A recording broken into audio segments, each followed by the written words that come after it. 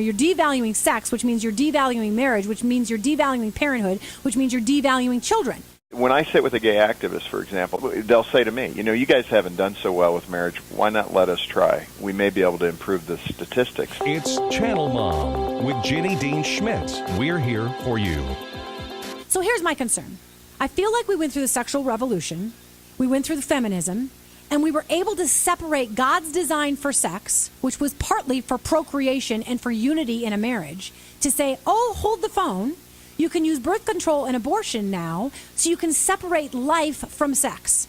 So no longer do you get in bed knowing that you could be creating something sacred, a new life. Instead, it's just for fun.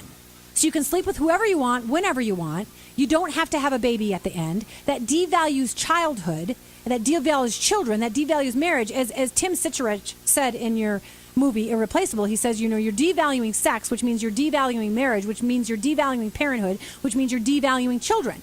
So we're in this messy place. And then with feminism, we've said, hey, not so cool to be a mom anymore. You want to go out there and take over the world, which is not to say I belittle women who've decided not to have children.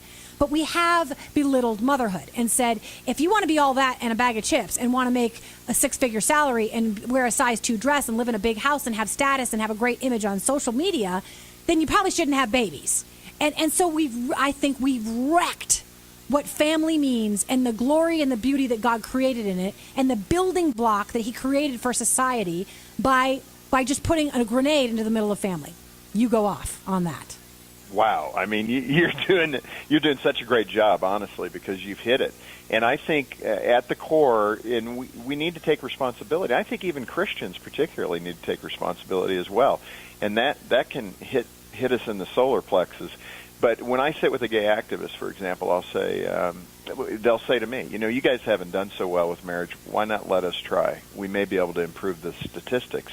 Oh, I mean, what an amazing question. Yeah. And I remember getting that, and I said at the table at the time, I said, you know what? You're right. I can't deny that because our divorce rate is too high, 35%. And I said the fact that we don't live it doesn't nullify the truth of God's Word. It just means we're pathetic living it. And to which he said, touche.